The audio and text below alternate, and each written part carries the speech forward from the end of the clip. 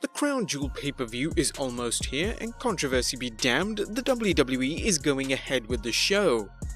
For more details on the controversy, be sure to look out for our Behind the Titantron episode, WWE Blood Money. But for the meantime, let's look at some predictions and rumours for the event.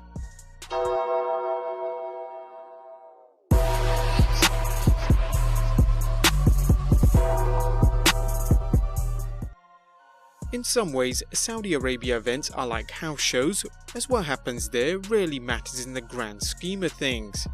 The WWE's #1 goal is entertaining the Saudi fans and collecting that estimated $40 to $70 million paycheck it receives every 2 live events. But let's see who's coming out the victor and whether any championships will be changing hands. First, let's look at the 10-man tag match as Team Hogan of Roman Reigns, Ricochet, Shorty G, Rusev and Ali, with Hulk Hogan of course, take on Team Flair of Randy Orton, King Corbin, Shinsuke Nakamura, Bobby Lashley and Drew McIntyre, who of course are with Ric Flair.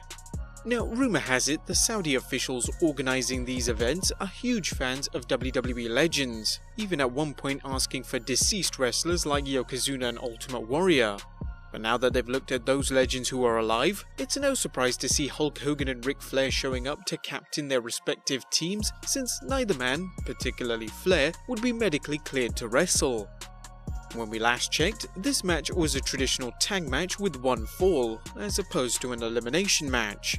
But given the WWE's habit of changing things at the last minute, the match stipulation could change to just about anything shy of a Playboy pillow fight.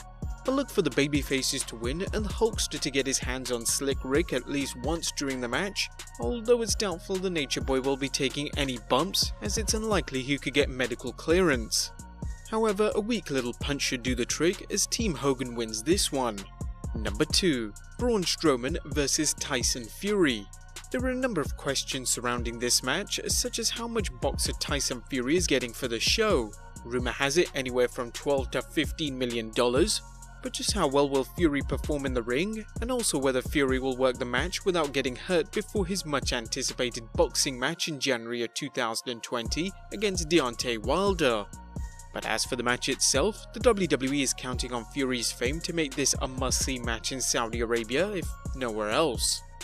It's difficult to imagine Fury coming in to count the lights, even if he's getting $15 million. Look for Braun Strowman to do what he does best, do the JOB while somehow still looking strong. If Fury is fortunate, he'll get out of this match without accidentally getting hurt, so we can move on to his boxing match and cash in another big money check.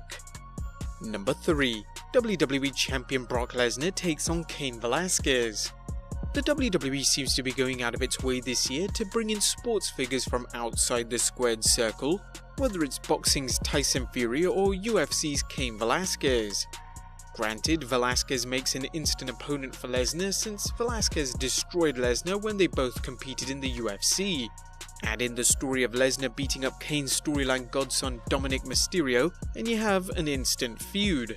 Velasquez has worked less than a handful of matches, so it's going to be up to Lesnar to carry him, a role we've never seen the Beast in before.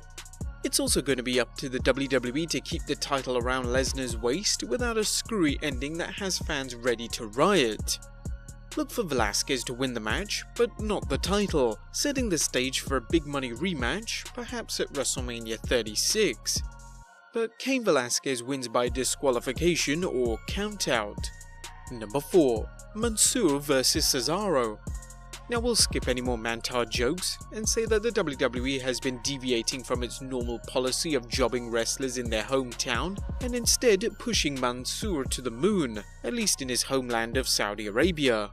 Cesaro will now be able to add Saudi Arabia to the many nations where he's helped put rising WWE stars over, as the WWE continues making their Saudi fans happy with Mansoor winning.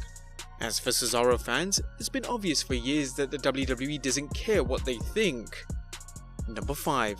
A 9-tag team turmoil match for the WWE World Cup to crown the best team in the world. The participants are the New Day, the Viking Raiders, the Lucha House Party, Heavy Machinery, Kurt Hawkins and Zack Ryder, the Revival, the OC, Dolph Ziggler and Robert Roode, and the B-Team.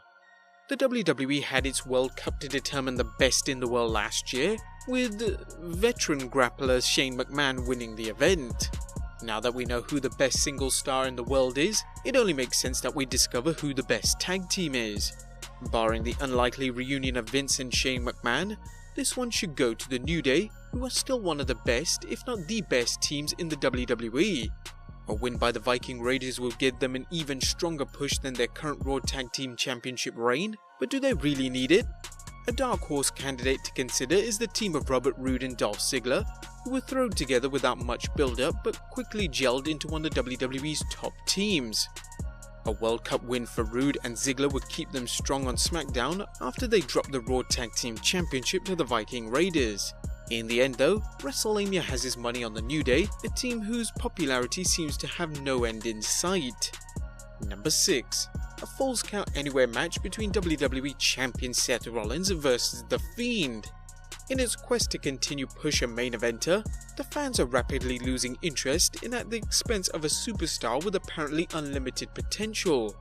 Look for the WWE to book a convoluted ending to this match, with Seth Rollins somehow winning against The Fiend, despite being unable to put him away with 300 curb stomps at Hell in a Cell. Short of Rollins calling upon the power of Aladdin to win this match, there's no conceivable way for Rollins to pin The Fiend clean. However, the 28th October Raw seemed to lay the groundwork for a wonky way for Rollins to pin The Fiend, yet keep the heat on The Fiend.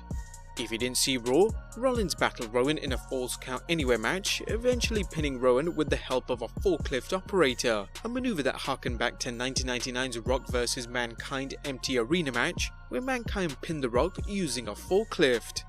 While WrestleMania hopes that WWE won't use the forklift finish again, we do envision something outside the box. Fans will have to wait until Crown Jewel to see whether it works, or whether it ends up like the finish to Rollins and The Fiend's Hell in a Cell bout. However, we see Seth Rollins retaining once again. Number 7. A 20-man battle royal to determine the number 1 contender for the United States Championship. This match allows 20 superstars a chance to work the show, assuming they want to make the exhausting trip to Saudi Arabia and a quick return home to resume work. WWE has announced the following participants for the Battle Royal, which include 24/7 champion Sunil Singh, Mojo Rawley, Eric Rowan, R-Truth, Sin Cara, The Brian Kendrick, Titus O'Neil, Tony Nese, Akira Tozawa, Shelton Benjamin, Apollo Crews, Buddy Murphy, Andrade, Drake Maverick, Eric Young, Luke Harper, Cedric Alexander, Heath Slater, Humberto Carrillo, and No Way Jose. But based on the strong push he's received since his Raw debut, WrestleMania's ever-reliable Cyberdyne Prediction Center is calling for Humberto Carrillo to win the event. After all, Carrillo worked a fantastic match against AJ Styles on the most recent episode of Raw, and he's rumored to be one of Vince McMahon's new darlings. Of course, the winner will get a chance to face AJ Styles for the United States Championship.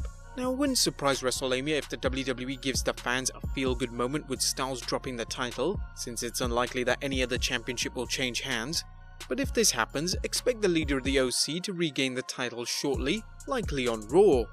But more likely is a scenario where Carrillo has the belt within his reach, only for the OC to interfere, setting up a Carrillo vs Styles program for the next few weeks. When the Street Profits, now positioned as the OC's new rivals, are in store for some 6-man tag matches with the Street Profits and Carrillo battling the OC, but we see AJ Styles retaining. Now, while we typically post rumours and news about pay-per-views, we haven't heard anything substantial other than the possible return of wrestling's R-rated superstar Edge. While we've heard many stories of Edge training for a return, right now said to be at WrestleMania, the WWE treats its shows in Saudi Arabia very special, looking to bring in as many big-name sports figures such as Tyson Fury and Cain Velasquez, as well as WWE legends like Hulk Hogan and Ric Flair. An appearance by Edge shouldn't be ruled out, but it's difficult to say whether he would compete or make an appearance like he did this year at SummerSlam, spearing Elias after the WWE's resident singer mocked Toronto. But there you have it guys, our predictions for Crown Jewel. Are you guys planning on watching the show? What are your predictions for the show? Let us know in the comments down below, subscribe if you haven't already, follow us on Instagram and Twitter, and I'll see you next time with some more wrestling content.